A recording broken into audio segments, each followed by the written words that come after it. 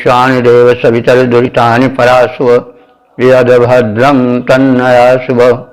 ओं भद्रं कर्णेभिः शृणुयाम देवा भद्रं पश्येमाक्षिभिर्यजत्रा स्थिरैरङ्गैस्तुष्टुवांसस्तनूभिर्विषेम देवहितं यदायुः। वेद प्रेमियों सुधी श्रोताओं, संप्रति हम सब ऋग्वेद के दूसरे मंडल के 10वें सूक्त की व्याख्या में प्रवेश करने जा रहे हैं। इस सूक्त में कुल 6 मंत्र हैं। सभी मंत्र त्रिष्टुप नामक छंद में निबद्ध हैं। मंत्र दृष्टा ऋषि हैं गृत्समद और देवता है अग्नि। संबंधित मंत्र का प्रतिपाद्य है यज्ञ वेदी में प्रज्वलित अग्निदेव की महिमा का कथन। अब संबंधित मंत्र का सर्वप्रथम पाठ हो जाए।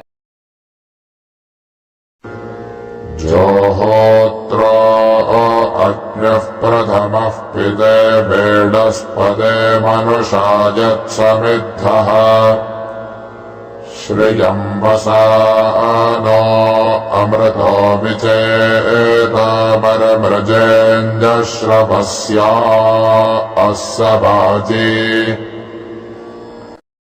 शब्दार्थ भावार्थ से परिचय प्राप्त करें।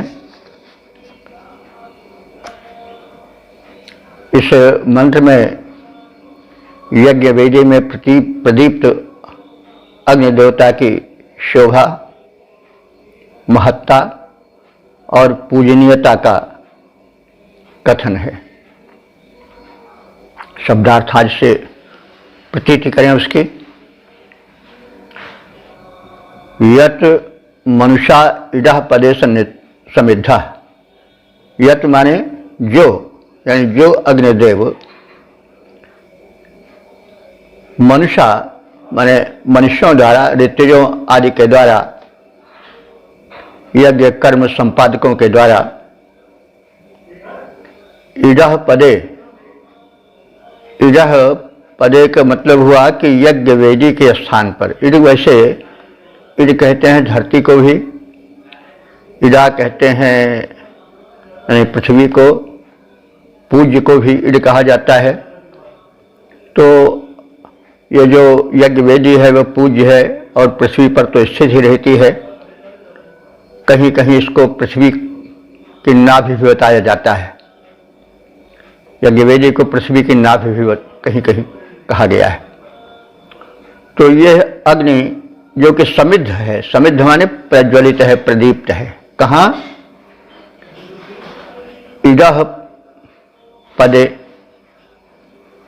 यज्ञ वेदी के स्थान पर, पद माने स्थान। और केन समिद्धः, मनुष्य, मनुष्य द्वारा यानी ऋतुज द्वारा, यज्ञ संपादक के द्वारा। अग्नि ही प्रथमः जोहुत्र। अग्नि, ये अग्निदेव जो हैं वो प्रथमः माने सर्वप्रथम, जोहुत्र माने आवाहनीय है। अग्नि को सर्वप्रथम किसी शुभ कार्य में आहूत किया जाता है। कोई भी शुभ कार्य हो अग्नि क्रिया से ही प्रारंभ होता है। विवाह, शादी, संस्कार, साधारण सभा, सोसाइटी में भी कोई कार्यक्रम होता है तो पहले दीप प्रज्वलन होता है। वो भी एक प्रकार से अग्नि का स्थापन है, अग्नि की पूजा है। तो ये शुभ कर्मों में प्रथम जो है वो जोहुत्र माने आवाहनीय है, बुलाए जाते हैं। दिव्य शक्तियां हैं परमात्मा की अग्नि आदि, इनके स्वरूप के विषय में कथन किया गया है। निवेदन है कि मंत्र के गूढ़ तह तक पहुंचने के लिए देवता का क्लियर कॉन्सेप्शन माने तद विषय के पूर्ण अवधारणा सुस्पष्ट रूप से होनी चाहिए। तो अग्नि प्रथमा जोहुत्रा, प्रत्येक शुभ कार्य में, यज्ञीय कार्य में अग्नि प्रथम आवाहनीय है। और पिता इव ईड्य, पिता के समान ईड्य हैं। ईड्य माने पूज्य, जैसे पिता परम पूज्य होता है, उसके द्वारा हमारा पालन पोषण होता, संसार में हमारे आने का एक कारण वही बनता है, माता पिता ही। तो पिता पा धातु से बना है, तो पा रक्षणे, तो पिता रक्षक बनता है, पालन पोषण करता है, इसलिए वो पिता है। तो अग्नि ही कीदृशः पिता एव परिपालिका रक्षका। तो देखिए यहाँ पर बड़ा सम्मान दिया गया है अग्नि को, और पिता स्थानीय सम्मान दिया गया है। तो सम्मान में कोई अगर यह हठ करे कि सम्मान तू या तुम द्वारा ही होना चाहिए, तो मेरे विचार से यह बहुत उचित नहीं है, क्योंकि सम्मान देने के पहले शब्दावली का चयन होना चाहिए ना। तू करके हम किसी को कहें तो हर की त्योरी चढ़ जाएगी, ये क्या कह रहा है भाई, तू हम कोई तेरे कुत्ते हैं क्या। तो उसको सम्मानीय पद दिया जाता है, भवदीय वगैरह कहा जाता है, श्रीमन भवदीय। तो ये कुछ लोगों को हमने सुना है, तो हमें वो बात बहुत उचित नहीं लगी कि ईश्वर के प्रति या किसी देव के प्रति तू शब्द लगाया जाए। अगर हम उसके साथ सम्मान सूचक शब्द भवदी या आप लगा देते हैं तो कुछ दूषित हो जाता है। तो ये कुछ सतर्क तर्क सम्मत नहीं समझ पड़ता है। ये हमें समझ पड़ता है कि कुछ आंग्ल सभ्यता का प्रभाव है। कैसे? क्योंकि अंग्रेजी भाषा में आपके लिए कोई शब्द ही नहीं है। भवदीय नाम के जहाँ तक मुझे ज्ञान है कोई शब्द नहीं है। वहाँ तो बस योर्स फेथफुल्ली कोई भी हो, तो पिता हो तो भी उसको यूँ कहेंगे, कुत्ता हो तो भी यूँ कहेंगे, बिल्ली हो तो भी यूँ कहेंगे, यूँ के अलावा कोई शब्दावली है ही नहीं। तो अंग्रेजों का प्रभाव जैसे हर क्षेत्र पर पड़ा है, वैसे जाने अनजाने जो है वह हमारी अभिव्यक्ति में भी पड़ा है। खान पान, आहार व्यवहार, बोलचाल में ज़्यादातर अंग्रेजी शब्दावलियाँ होती हैं। तो अगर हम किसी देव को सम्मानित शब्दावलियों से संबोधित करें तो कोई अनुचित नहीं होगा, बल्कि शिष्टाचार और हमारी संस्कृति, हमारी कल्चर तो शिष्टाचार ही सिखाती है। और विद्या ददाति विनयम, यह है उसका सूत्र वाक्य है। तो इसलिए हम यदि सम्मान सूचक शब्द लगाते हैं और तू वगैरह नहीं कहते हैं तो कोई बुरा नहीं है, क्योंकि वो सुनने में ही बड़ा अटपटा लगता है। तू यहाँ, अरे भाई हम कह रहे हैं वो परम शक्तिमान को और तू कह रहे हैं। खैर थोड़ा यहाँ कह देना हमने आवश्यक समझा कुछ। तो यह जो है वो पिता इव ईड्य, पिता के समान पूज्य और सम्माननीय है। सह श्रियम वसानः, वह अग्नि शोभा धारण करता है, यज्ञ वेदी में प्रज्वलित होता हुआ उसकी कांति बड़ी अच्छी लगती है। यह अग्नि अमृत है, अमृत तुल्य है अथवा अमर है। अमृत माने जो एक पदार्थ है लाभकारक, और अमृत माने जो मरे नहीं, अमर हो। तो यह अग्नि अमृतवत है अथवा अमर है। विचेता, विशेष चेतना वाला है, विशेष प्रज्ञा युक्त है, बुद्धि युक्त है। तो यह समझना चाहिए कि अग्नि को हम जड़ न समझें। अग्नि जो है, इसके पीछे जो शक्ति है वो चेतन है और परम चेतन है, परम प्रज्ञ है, सब कुछ जानता है। ये तो उसका बाहरी रूप है, लपट के रूप में दिखाई पड़ता है। उसको हम जड़ समझ करके सम्मान नहीं देते हैं। तो जड़ नहीं है, उसके पीछे एक शक्ति है, वो चेतन है, परम चेतन है। तो वह विशेषता हमारे विशेष चेतन है, विशेष प्राज्ञ है, बुद्धिमान है। तो श्रवस्यः वाजी मवृजेन्यः, वो श्रवस्य हमारे वह अग्नि श्रवस्य हमारे अन्नवान है, यानी पुष्ट अन्न प्रदान करने की उसमें शक्ति है। वाजी है, वाजी कहते हैं बलवान को, बाजी घोड़े कहते हैं, तो घोड़े को बाजी इसलिए कहते हैं कि बहुत बल उसमें होता है, बल का मापन ही अश्वशक्ति से होता, हार्स पावर से होता है। तो वैसे बाजी का जो शब्दार्थ है वो है बलवान। तो अग्निदेव परम बल संपन्न है और मर्मजेन्यः और सर्वसेव्य है, सबके द्वारा उपास्य है। तो मनुष्य द्वारा यज्ञस्थल में प्रज्वलित अग्नि प्रथम पूज्य है, पिता के तुल्य जो कि पालन करता है, सम्मान देने योग्य है।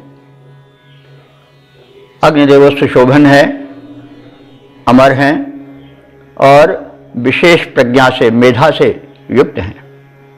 वे धनवान हैं, समृद्धि प्रदायक हैं, बलवान हैं, बलप्रद हैं और सर्वसेव्य हैं। तो इसका हम पद्य रूपांतरण भी देखें। यज्ञस्थल में प्रज्वलित हुए जो अग्निदेव मानव द्वारा, यज्ञस्थल में प्रज्वलित हुए जो अग्निदेव मानव द्वारा वे पूज्य प्रथम देवों में है, जानता इसे है जग सारा। वे परम सुशोभन, अमर और मेधा विशिष्ट निज में धरते, वे सर्वसेव्य बल अन्नवान हैं, पिता तुल्य पालन करते। ओम वेद प्रेमियों, सुधे श्रोताओं, संप्रति हम सब ऋग्वेद के द्वितीय मंडल के 10वें सूक्त की व्याख्या में, 10वें सूक्त के दूसरे मंत्र की व्याख्या में प्रवेश करने जा रहे हैं। यह मंत्र त्रिष्टुप नामक छंद में निबद्ध है। मंत्र दृष्टा ऋषि हैं गृत्समद और देवता हैं अग्नि।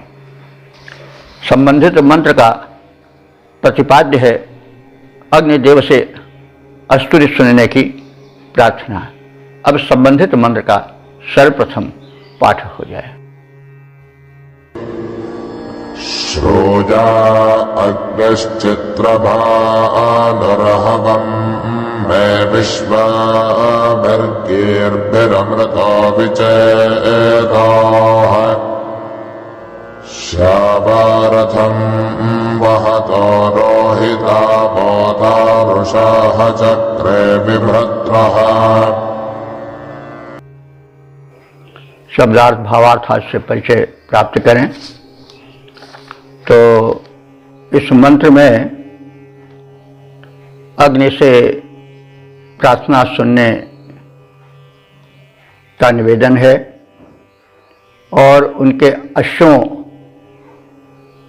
का कथन है इस प्रयोजन से कि उनके अश्व बड़े उत्तम हैं, तो वे हमारे पुकार तक बड़ी जल्दी से आ सकते हैं। यहाँ कुछ भाव भरा हुआ है, मानवीकरण सा हुआ है, उसे हम अभी शब्दार्थ के साथ स्पष्ट करेंगे। अग्नि कीदृशः अमृता, अग्नि जो है वो अमर हैं, विचेता और कैसे हैं, विशेष चेतना युक्त हैं, प्रज्ञावान हैं। और कैसे हैं, चित्रभानु, चित्रभानु माने उनकी जो दीप्तियां हैं वो चित्र विचित्र हैं, विचित्र दीप्ति युक्त हैं। अग्नि, ये अग्नि देवता, लपटें निकलती हैं उनकी रंग बिरंगी और बड़ी विचित्र लगती हैं, विलक्षण लगती हैं। तो ऐसे अग्निदेव में विश्वाभिर्गीर्भिः हवम श्रूया, ऐसे अग्निदेव में माने मेरी, विश्वाभि माने समस्त, गीर्भि माने प्रार्थनाएं सुने और हवम श्रूया मेरी पुकार भरी स्तुति सुने, आह्वान सुने, हवम आह्वान, मेरा भक्ति भरा आह्वान सुने। और उनके पास विविध रंग के घोड़े हैं। श्यावा माने श्याम वर्ण के हैं, और अथवा रोहिता, वे रोहित माने लाल वर्ण के हैं। अरुषाम, अरुषाम माने शुक्ल वर्ण के हैं। तो उनके अश्व जो हैं श्याम वर्ण के, अरुण वर्ण के और शुक्ल वर्ण के सफेद रंग वाले हैं। रथम वहता, ये उनके रथ को खींचते हैं, वहन करते हैं। तो अब ये घोड़े क्या हैं? ये सब अग्निदेव की बहुरंगी ज्वालाएं हैं। जब कुछ धूम्र से मिश्रित ज्वाला होती है तो वो मतलब कृष्णवर्णी मानी जाती है, और वो उसके काले रंग के घोड़े हो गए। और जब अरुण रहती है, ज़्यादा कुछ लालिमा उसमें रहती है, तो उसके लाल वर्ण के घोड़े हो गए, वही ज्वाला रूपी। और जब अग्नि प्रदीप्त हो उठता है, धूम्र उससे निकल जाता है, तो उसका कुछ उसमें सफ़ेदी आ जाती है लपटों में। तो वो सफ़ेदी जब अग्नि पूर्ण प्रदीप्त होती है, धूम रहित हो जाती है, तो उसमें सफ़ेदी जो आ जाती है, वही उसके उस ज्वालाओं के ज्वाला रूपी घोड़े वही हैं। तो 3 रंग के वो अग्नि के प्रज्वलन के हिसाब से होते हैं उनकी ज्वालाएं। तो उसमें उनके जो अश्व हैं कृष्णवर्णी भी हैं, और अरुण वर्णी हैं, और शुक्ल वर्णी भी हैं। वे उनके रथ को खींचते हैं, ये रूपक है।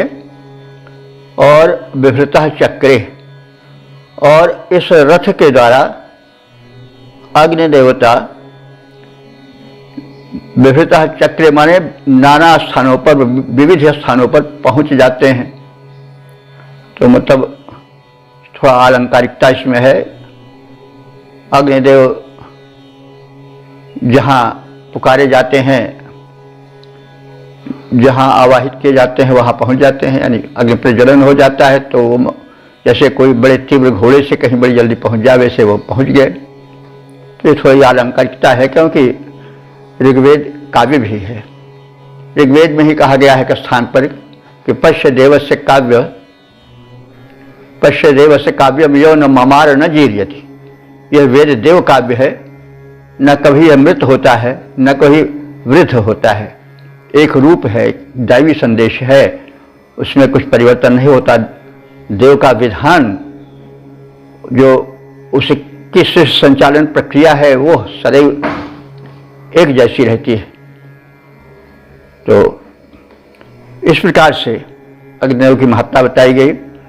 तो अग्निदेव अमर हैं, विशेष प्रज्ञा से परिपूर्ण हैं, विचित्र दीप्ति वाले हैं।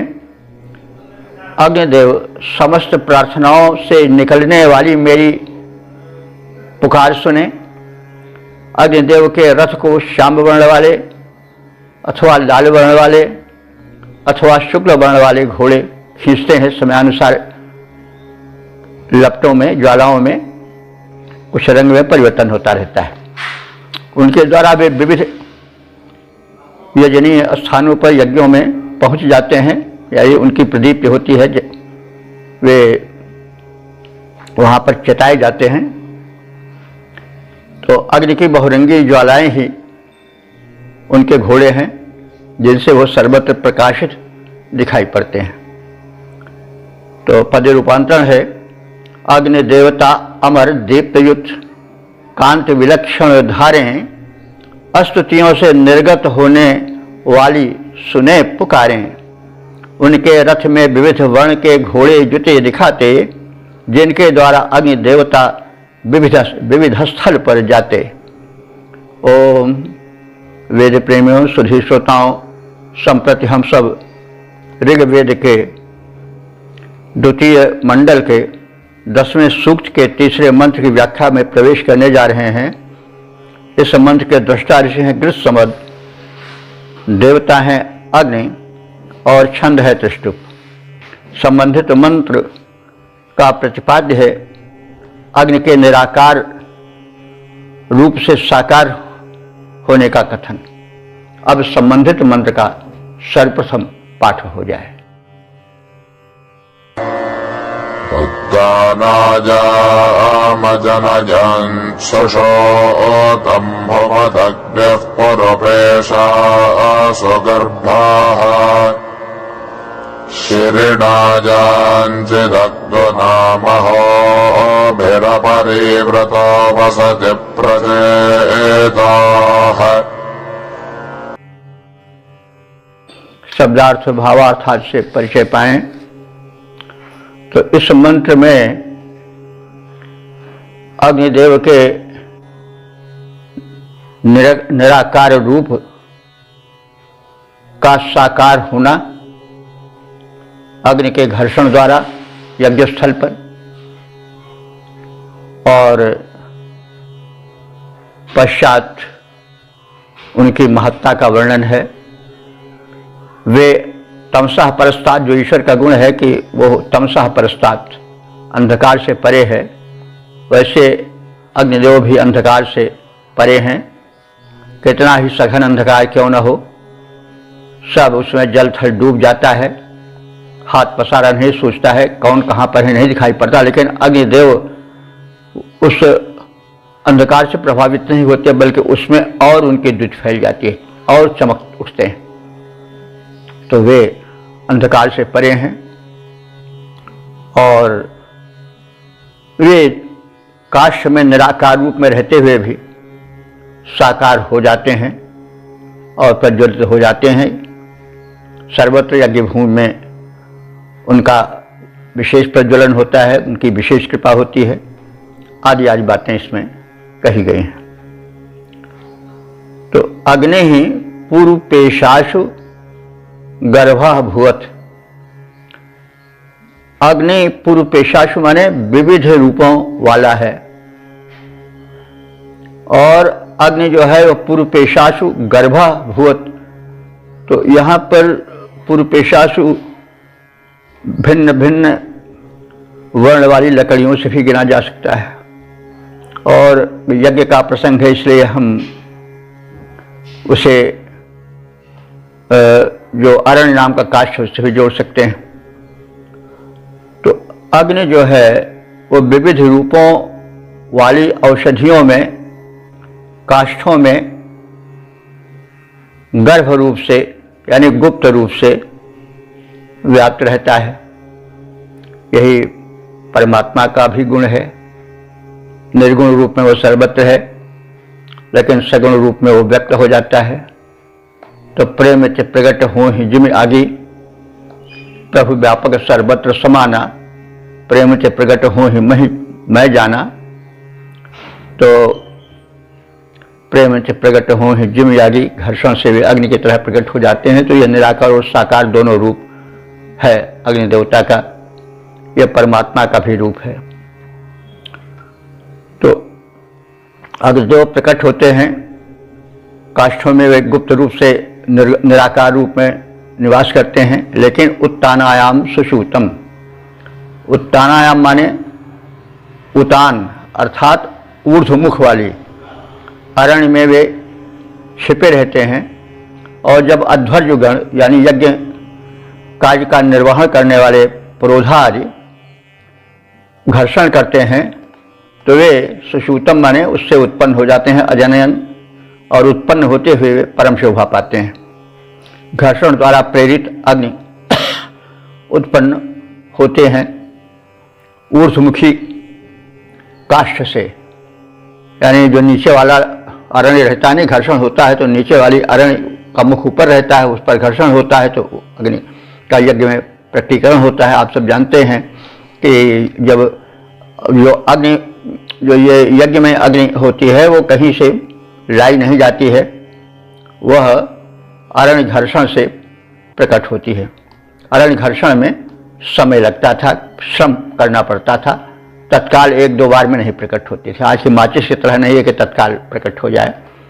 तो लेकिन उस पवित्र अग्नि मानी जाती थी, वो अग्नि का पवित्र रूप था और यज्ञ में उसी का प्राय प्रयोग होता था।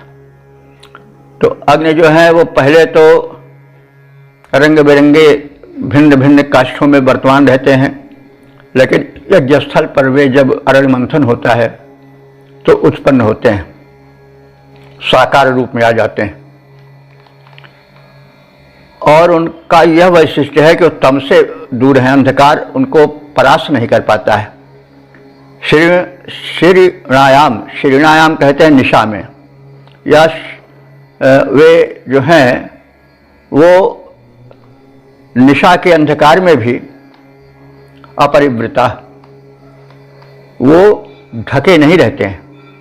यानी नैश अंधकार में, घनघोर रात्रि के फैले हुए अंधकार में वो अपरिवृता, माने उनका रूप जो है ढका नहीं रहता है, वो प्रकट रहते हैं। बल्कि रात्रि में तो उनमें अधिक चमक आ जाती है, द्युति आ जाती है। जबकि संसार के सारे पदार्थ, जल थल पृथ्वी सब पूरा अंधकार में लुप्त हो जाती है, कुछ दिखाई नहीं पड़ता है। लेकिन फिर भी अग्नि उस समय प्रज्वलित रहते हैं, वो अंधकार से परे रहते हैं। यह उनका जो है विशिष्ट रूप है। तो वे जो हैं निराकार से साकार हो जाते हैं और अंधकार से परे रहते हैं। यह परमात्मा का गुण है जो अग्नि में व्याप्त है। तो प्रकृष्ट चेतना उनकी होती है।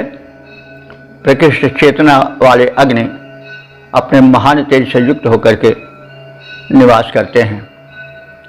रात्रि में भी उनकी चेतना मंद नहीं होती है, बल्कि दीप्त ही रहती है। तो अग्नि विविध औषधियों में, रंग बिरंगी लकड़ियों में, वनस्पतियों में अदृश्य रूप से विद्यमान रहते हैं। अध्वर्युगण यज्ञ का जो कार्य संपादन करते हैं, अग्रगण्य रहते हैं, वे पुरोधा उसे अरण्य मंथन द्वारा प्रकट करते हैं ताकि अग्निहोत्र क्रिया संपादित हो सके। रात्रि के अंधकार के प्रसार में भी उनकी प्रभा बाधित नहीं होती है, वो चमकते रहते हैं।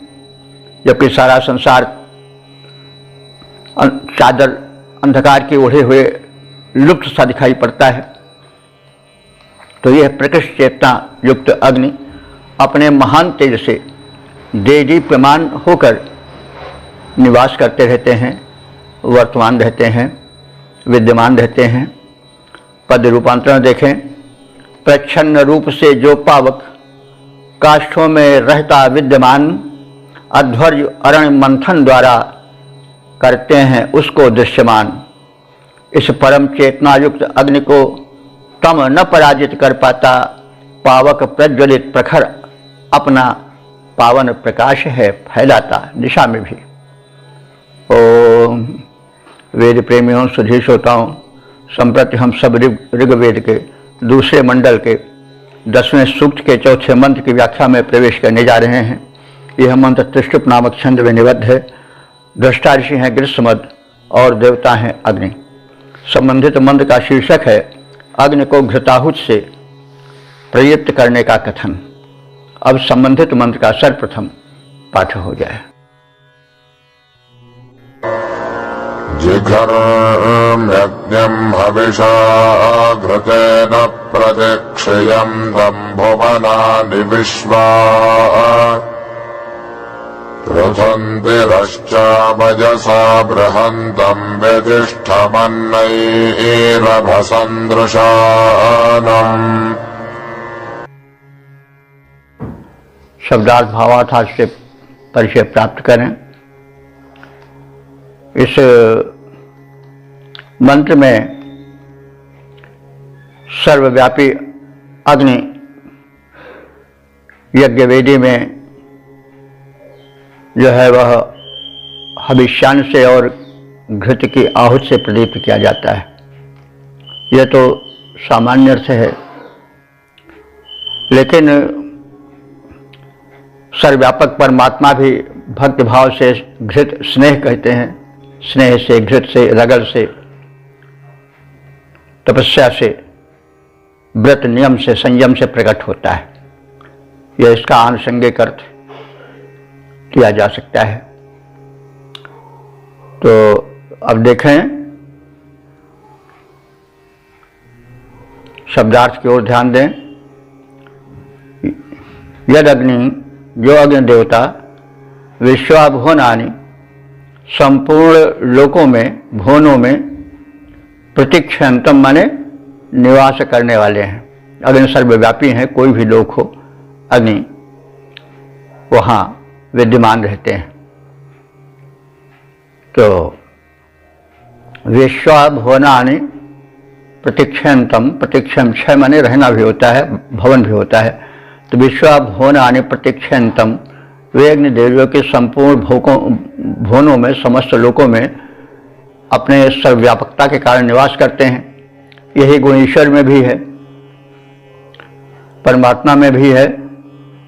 वे पृथुम, पृथु माने व्यापक, बड़े व्यापक हैं, पृथु हैं। उसी से पृथ्वी बनता है, क्योंकि पृथ्वी का विस्तार अनंत है। चलते जाइए, कोई और छोर नहीं मिलता है। तो पृथु माने व्यापक, विस्तार, और उसी से पृथ्वी बनता है, क्योंकि पृथ्वी भी बड़ी व्यापक है, विस्तृत है। तो यहाँ पर पृथु विशेषण के रूप में आया है कि अग्निदेव बड़े व्यापक हैं, पृथु हैं। तिरश्चा वयसा बृहंतम, वे तिरश्च कहते हैं तिरछे, यानी टेढ़ी ज्वालाओं वाले हैं। जब अग्नि प्रदीप्त होते हैं तो जब पवन का प्रवाह आता है तो वो कुछ डगमगाने लगती है लौ, तो वही उसका तिरछापन हुआ। तो वे टेढ़ी ज्वालाओं वाले हैं। और वैसा बृहंतम, वे वृद्धि प्राप्त करते रहते हैं, उनका तेज बढ़ता रहता है। अग्नि व्यचिष्ठम रभसम दशानम, और जब अन्न की वे आहुति पा जाते हैं यज्ञ वेदी में, तो वो व्यचिष्ठम माने विशेष बलवान बन जाते हैं। और रभसम दशानम, उनका दर्शन बड़ा ही अच्छा लगता है, यानी वो सुदर्शन बन जाते हैं। दशानम अग्निम, दर्शनीय अग्नि। जब अन्नाहुति पाते हैं, हविष्यान्न पाते हैं, तो यज्ञवेदी में अन्न ही वचिष्ठम, अन्न के द्वारा बलिष्ठ हो जाते हैं, यानी पुष्ट हो जाते हैं, प्रज्वलित हो जाते हैं, सुदर्शन बन जाते हैं। हविषाघृतेन जिघर्मि, ऋत्विज कह रहा है कि ऐसे अग्निदेव को मैं हविषा माने हव्यान द्वारा, और घृतेन माने घृत की आहुति के द्वारा, जिघर्मि माने विशेष रूप से प्रदीप्त करता हूँ। तो ये तो सामान्य अर्थ हुआ ही, लेकिन हम अपने हृदयस्थ परमात्मा को प्रेम, भक्ति, पुकार आदि आहुतियों के द्वारा प्रकट कर सकते हैं। उसको विशेष रूप से सुशोभन रूप में उसका दर्शन कर सकते हैं ध्यान द्वारा। तो प्रेम से प्रकट हो ही जिम आदि, तो भगवान प्रेम से तो प्रकट हो जाते हैं। तो प्रेम से वो चारों ओर दिखाई पड़ने लगते हैं, जित देखो तित तू। तो जब भक्ति अपने चरम पर होती है तो मेरा मुझ में कछु नहीं, जो कछु है सो तेरा, तेरा तुझको सौंपता क्या लागे है मेरा। तू तू करता तू भया, मुझ में रहू ही न हूँ। और अब फिर जिधर देखता हूँ उधर तो ही तू है, न तेरी सी खुशबू न तेरी सी बू है। तो इस प्रकार से परमात्मा भक्त के द्वारा, स्नेह के द्वारा, प्रेम के द्वारा बढ़ता है, प्रकट किया जाता है। अंतर्यामी होती है भी वो बहिर्यामी हो जाता है। अग्नि को भी यही बताया गया है। अग्नि संपूर्ण भुवनों में व्याप्त हैं, निर्गुण रूप में भी रहते हैं, लेकिन यज्ञ में जहाँ कि भक्त उनका आवाहन करते हैं वहाँ वे प्रकट हो जाते हैं। और उनकी जो टेढ़ी ज्वालाएँ हैं वो आहुति पा करके बड़ी ही प्रदीप्त हो करके सुशोभन बन जाती हैं। तो आदि आदि रूप में हम अर्थ को जाने। मंत्र का अध्यात्म परक अर्थ भी होता है। केवल यही कि अग्नि जल गई और सब दिखाए तो वो पर्याप्त नहीं है, क्योंकि मंत्र की महत्ता एक विशेष संदेश के कारण है। केवल जलने के कारण अग्नि के या दिखाई पड़ने के कारण या उसकी ज्वालाओं को देखिए कितनी अच्छी है, इसी कारण उसकी महत्ता नहीं है। वो भी एक काव्य है, ठीक है, लेकिन उसकी महत्ता एक संदेश के कारण है, आध्यात्मिकता के कारण है। इसलिए हमें समयानुसार उसके अर्थ के गंभीरता में भी प्रवेश करना चाहिए। तो संपूर्ण भुवनों में व्याप्त महान टेढ़ी ज्वालाओं से युक्त, तेज से प्रदीप्त, हविष्यान द्वारा बलवान और दर्शनीय अग्नि को मैं हव्य और घृत से अधिक प्रदीप्त करता हूँ। पद रूपांतरण देखें।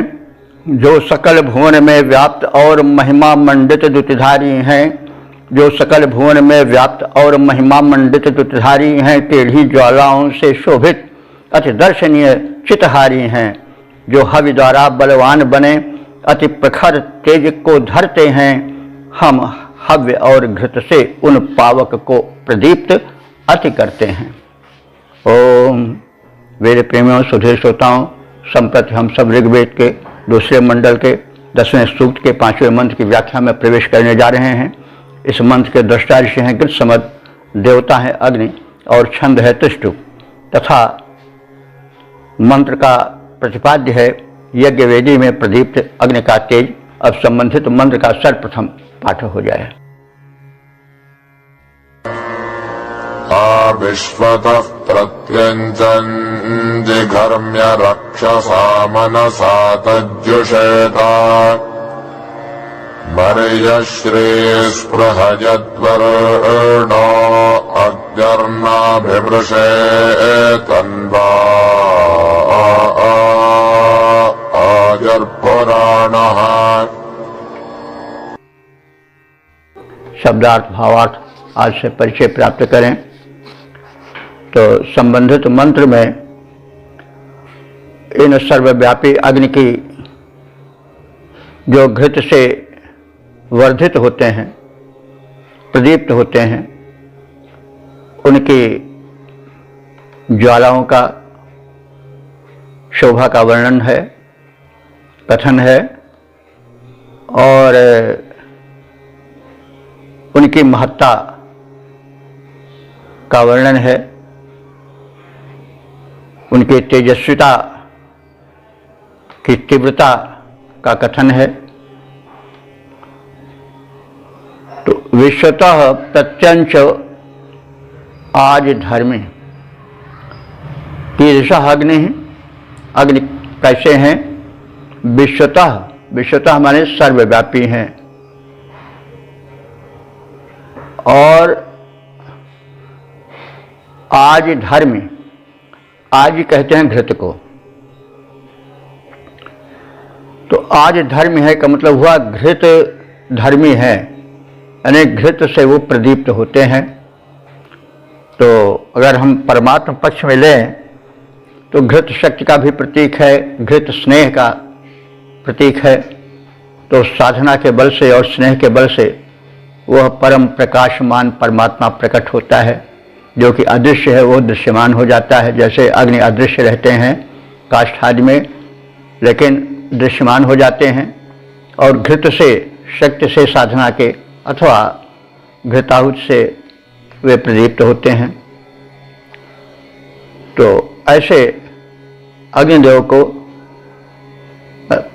हम प्रार्थना से अलंकृत करते हैं और निवेदन करते हैं कि अरक्षसा मनसा तत्जुषेत। तत् माने उस आहुति को, उस समर्पण को जो मैंने उन्हें प्रदीप्त करने के लिए दिया है, अर्पित किया है, उससे वे अरक्षसा मनसा,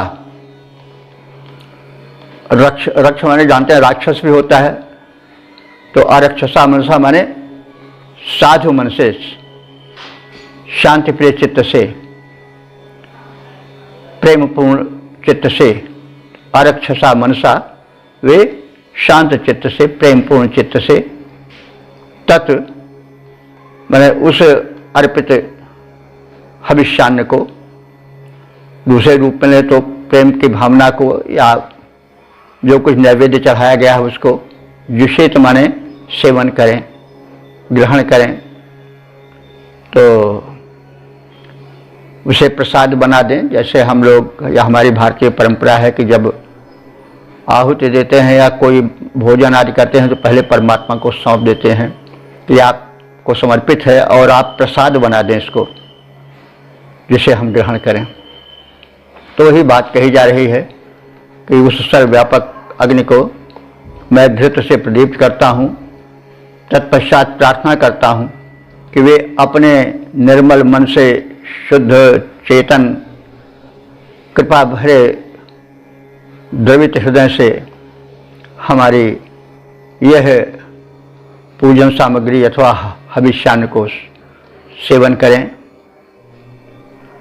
मर्यः श्री अस्पृहद वर्ण अग्नि, ये जो अग्निदेव हैं ये कैसे हैं? मर्यः श्री, मर्यः माने मरणशील मानव द्वारा जो है वह पूजनीय है। मर्यः श्री मरणशील प्राणी की पूजन शोभन की सामग्री है। और अस्पृहद वर्ण, उनका जो वर्ण है, रंग है, वो बड़ा अस्पृहणीय है, प्रशंसनीय है और पूजनीय है। तन्वा जर्भुराणा, वे अग्निदेव जब तन्वा माने छोटी, मतलब दीप से, लघु दीप से आहुति द्वारा प्रदीप्त होते हैं, विकसित होते हैं, तब वो तेज से परिपूर्ण हो जाते हैं। तन्वा जर्भुराणा, वे उनका वो जो तनु रूप है, पतला रूप है, सूक्ष्म रूप है या छोटा रूप है, वो प्रेम भक्ति और समर्पण द्वारा जर्भुराणा माने प्रदीप्त हो जाता है, विकसित हो जाता है। जैसे अग्नि की लौ जब उसमें आहुति पड़ती है तो प्रदीप्त हो जाती है, बढ़ जाती है, चारों ओर व्याप्त हो जाती है, तेजस्वी बन जाती है। वैसे ही परमात्मा का रूप भी भक्ति भावना आदि को अर्पण करने से, उसे आहुति के रूप में प्रदान करने से वह परमात्मा अपने तेज को प्रकट करता है, जिसकी अनुभूति भक्त करता है।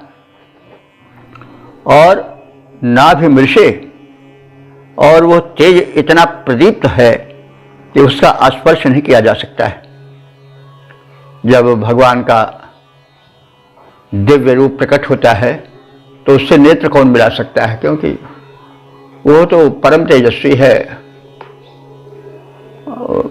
विराट रूप दर्शन में जब अर्जुन ने कृष्ण को देखा तो फिर वो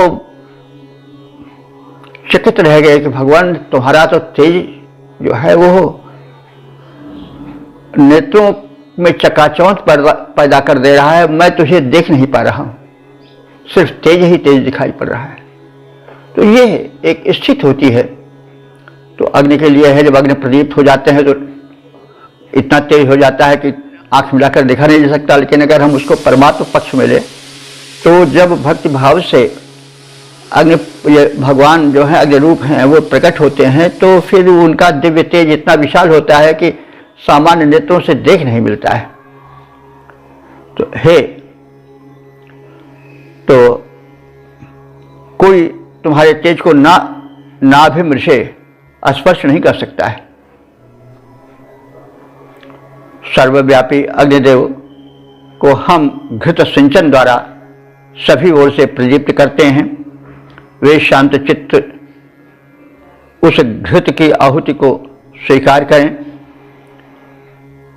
मनुष्यों द्वारा पूज्य कांतिमान अग्निदेव जब तेजस्वी होकर प्रदीप्त हो उठते हैं तब कोई उनका स्पर्श नहीं कर सकता है, परम तेज संपन्न हो जाते हैं, उनका अलौकिक तेज हो जाता है। पद्य रूपांतरण देखें। करने को प्रदीप्त पावक को डालें हम घृत धार, करने को प्रदीप्त पावक को डालें हम घृत धार, जो सर्वत्र व्याप्त वे कृपया करें इसे स्वीकार। पूज्य अग्नि देवता दहक जब तेजस्वी बन जाते, पूज्य अग्नि देवता दहक जब तेजस्वी बन जाते, स्पर्श न उनके तरल रूप का तब मनुष्य कर पाते। ओम वेद प्रेमियों, सुधीर श्रोताओं, संप्रति हम सब ऋग्वेद के दूसरे मंडल के 10वें सूक्त के 6ठे मंत्र की व्याख्या में प्रवेश करने जा रहे हैं। यह मंत्र त्रिष्टुप नामक छंद में निबद्ध है। मंत्र दृष्टा ऋषि हैं गृत्समद और देवता हैं अग्नि। इस मंत्र का प्रतिपाद्य है वैभव प्राप्ति हेतु अग्निदेव की प्रार्थना। अब संबंधित मंत्र का सर्वप्रथम पाठ हो जाए। भागं सहसा नो वरेणत्वादो दासामनुमद्वदेमा अनो नमग्निं जुह्वा वचस्यामधप्रजं धनसाजो हवेमे। तो इस मंत्र में यह तथ्य उजागर किया गया है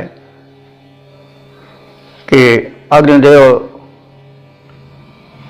शत्रुओं को अभिभूत करने वाले हैं, परम प्रबल हैं, किंतु वे हमारी प्रार्थना को सुनने में विलंब न लगावें। वे देवदूत हैं, इसलिए दिव्य शक्तियों तक हमारी प्रार्थना पहुंचाएं और हम लोग संपन्न बनना चाहते हैं, धन धान्य से समृद्ध अपने को देखना चाहते हैं, इसलिए वे हमें धन धान्य से परिपूर्ण करें। तो यह समापन वाला मंत्र है। इसमें जो ऋषि है या भक्त है, उपासक है, वो अपनी इच्छा प्रकट करता है निष्कर्ष रूप में। तो वही है कि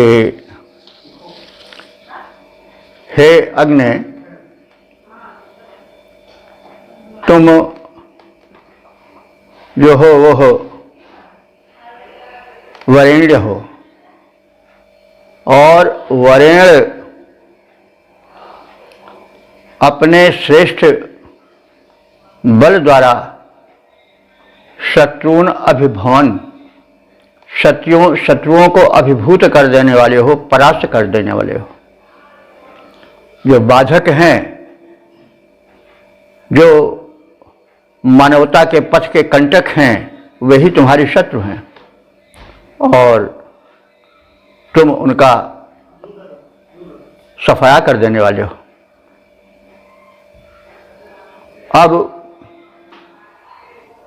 हम तुमसे प्रार्थना करते हैं कि सहसा न ऐसे बलशाली समर्थ आप भागम के यहाँ हमारी इस संभजनीय स्वीकरणीय स्तुति को ज्ञेय माने समझो।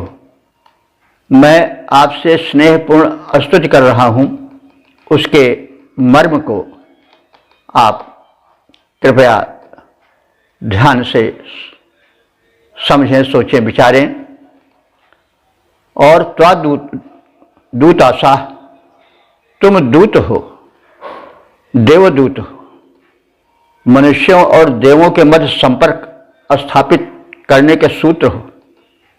तो ऐसे तुमको मैं मनुवत वरेम, मनुवत माने मन की तरह अथवा मननशील मानसिक स्थिति से, वरेम माने स्तुति वचन बोल रहा हूं।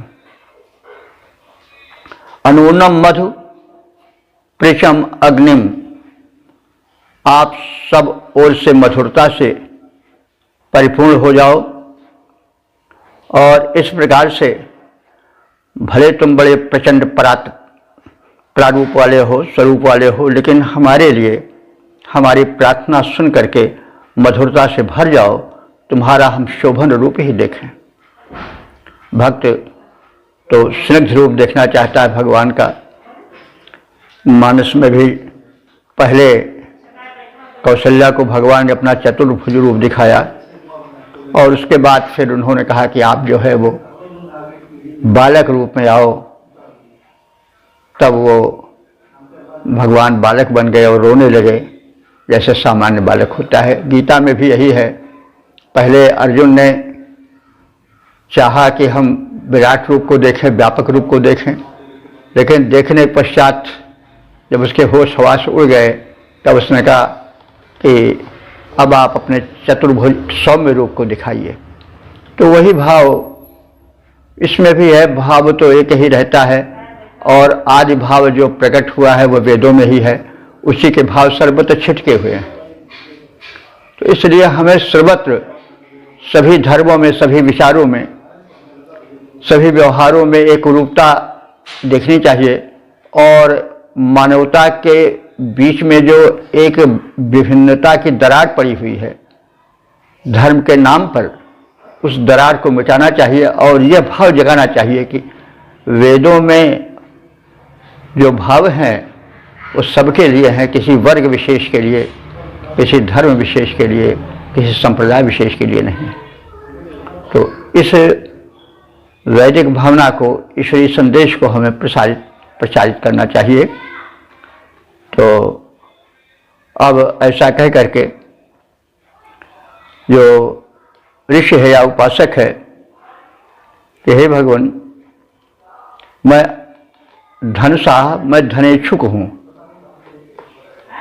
जो हुई में, इसलिए मैं आपकी स्तुति करता हूँ कि आप मुझे धन प्रदान करें। धन से आप व्यापक अर्थ लें, केवल द्रव्य वाला धन नहीं समझ पड़ता जैसे बड़ा लालची है ऋषि, नहीं। हमें जो है वो विद्या धन दो, बुद्धि धन दो, स्वास्थ्य का धन दो, हमें सौम्यता का धन दो, संगठन का धन दो, संतोष का धन दो, सारे धन हमको दो। जो धन्य कर दे वो धन है।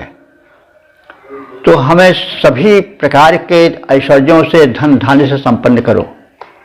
तो धन जहाँ आवे वहाँ केवल मुद्रा से ही नहीं, बल्कि जो भिन्न भिन्न रूपों में धन्य कर देने वाला ऐश्वर्य है उसका प्रार्थित होना, यानी उसकी याचना का अर्थ लेना चाहिए। तो ऋषि जो है वो संपन्न बनाना चाहते हैं, क्योंकि संपन्न जीवन ही पूर्ण जीवन है। केवल एक ही धन रहा, द्रव्य वाला धन रहा, तो वो व्यक्ति को रोगी कर देगा, विलासी कर देगा। इसलिए ज्ञान का धन, विद्या का धन, बुद्धि का धन या स्वास्थ्य का धन सब होना चाहिए। तो हम धन शब्द जब कभी देखें मन वेदों में या सुने, तो उस धन से हमें धन की व्यापकता की ओर ध्यान देना चाहिए। तो एक सपाट रूप में अर्थ देख लें। हे परमात्मा के प्रकाशित रूप अग्निदेव, अपने तेजो बल से शत्रुओं को परास्त करने वाले तुम हमारी स्तुतियों को ग्रहण करो। शत्रु कौन है? अग्नि के, वे परमात्मा के, जो मानवता के शत्रु हैं वही उसके भी शत्रु हैं। तो हे अग्निदेव, अपने तेजो बल से शत्रुओं को परास्त करने वाले तुम हमारी स्तुतियों को सुनो, ग्रहण करो और उन पर विचार करो। हे देवदूत रूप में विराजमान अग्निदेव, दिव्य शक्तियों तक हमारी भावनाओं को पहुंचाने वाले, संपर्क कराने वाले अग्नि देवता, तुम्हारे आश्रय में तुमसे प्रेरित हम मन की भांति एकाग्र चित्त से तुम्हारी स्तुति करते हैं, अथवा केंद्रित मन से हम तुम्हारे भाव में भजन गाते हैं। धनेच्छुक हम हैं, हमें समन्तात सभी प्रकार के धन ऐश्वर्यों से आप विभूषित करो, क्योंकि आप उसके सक्षम प्रदाता हो। अग्निदेव को स्तुति पूर्वक हम घृताहुति प्रदान करते हैं। अब घृताहुति तो सामान्य के लिए वृद्धि का कारण है अग्नि के स्वरूप के, किंतु यहाँ पर प्रेम पूर्वक हम अपने भावों की आहुति दे रहे हैं ताकि तुम अपनी विशेष भावभूमि में हमारे हृदय में वर्धित हो जाओ, विकसित हो। हम तुम्हारा विशाल रूप, तुम्हारा सर्वव्यापक रूप जान सकें, इसलिए हम तुम्हें घृताहुति देते हैं। यानी जैसे अग्निवत तुम बढ़ो, यानी हमें अनुभूत हो जाओ। घृत माने स्नेह भी होता है, स्नेह की आहुति हम तुम्हें देते हैं ताकि तुम हमारे हृदय में जो सूक्ष्म रूप से छिपे हुए हो वो प्रकट हो जाओ, प्रज्वलित हो जाओ, सामने आ जाओ, ताकि हम उस अनुभूति से अपने को धन्य बना सकें। पद्य रूपांतरण देखें। अर्य को परास्त करने वाले निज तेजो बल का करो प्रसार, भाव भरी स्तुतियाँ मेरी सुनो तथा समझो हे उदार। मेरी स्तुति ग्रहण करो हे अग्निदेव तुम बने उदार। तुझ पर आश्रित स्तुति रत हैं देवदूत, तुम मनु के समान। हे धनद धनेच्छुक हम करते स्तुति समेत आहुति प्रदान, स्तुति समेत आहुति प्रदान। ओम। तो इस प्रकार से हमने इस सूक्त के समापन वाले मंत्र का भी ज्ञान प्राप्त किया संक्षेप में, और जान सके कि अग्निदेव सर्वत्र हैं, विकसित हैं, व्याप्त हैं, वे निराकार भी हैं, साकार भी हैं, और अंत में हम मांगें तो उन्हीं से मांगें, और जो धन वैभव ऐश्वर्य है उससे अपने जीवन को समृद्ध और सफल बनावें। तो आज भाव इसमें था। तो अब हम इस सूक्त को संक्षेप रूप में देख लें कि यह जो सूक्त है यह ऋग्वेद के दूसरे मंडल का 10वां सूक्त है। इसमें कुल 6 मंत्र सम्मिलित हैं। अब तक जो मंत्र व्याख्यायित हो चुके हैं उनकी संख्या 2095 पहुंच चुकी है। सभी मंत्र एक तरफ से व्याख्यायित है, कोई मंत्र छूटा नहीं है।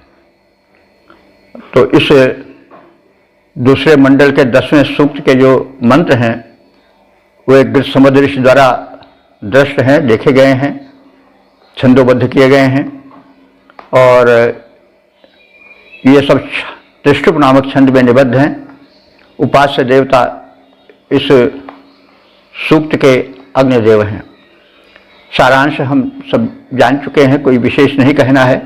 अग्नि परमात्मा के तेजो में स्वरूप है, वो हमारे हृदय रूपी यज्ञ वेदी में प्रज्वलित हो, यानी हम उसका हृदय से अनुभव करें, अनुभूति करें और उनका प्रकट दर्शन करें। अग्नि देव जो हैं वो सर्वत्र सूक्ष्म रूप से निराकार रूप में व्याप्त हैं, लेकिन वे संघर्षण से प्रकट हो जाते हैं। तो जैसे परमात्मा सूक्ष्म रूप से सर्वत्र निराकार रूप में व्याप्त है, लेकिन वो साकार भी बन जाता है। तो वही रूप हम इस मंत्र में जाने। परमात्मा निराकार है फिर भी साकार होता है, अग्नि भी निराकार है फिर भी साकार होता है। तो अंत में ऋषि ने दिव्य शक्तियों के माध्यम से उस परम शक्ति को देखा है, यह अपन अनुभव करेंगे सर्वत्र।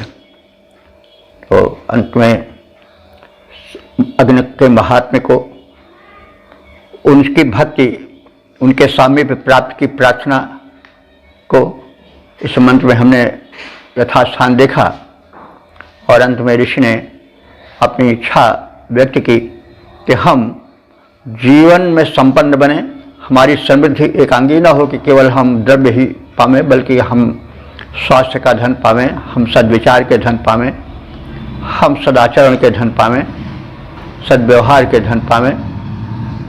सभी प्रकार से हम एक पूर्ण मानव बने और एक धन्य जीवन, समृद्ध जीवन बिताएं। अब आज की बैठक, आज का सत्र समाप्त होता है। दूसरे दिन हम अगले सूक्त की व्याख्या में, उसके भाव में प्रवेश करेंगे। ओम सर्वे भवन्तु सुखिनः, सर्वे सन्तु निरामयाः, सर्वे भद्राणि पश्यन्तु, मा कश्चित् दुःख भाग् भवेत्।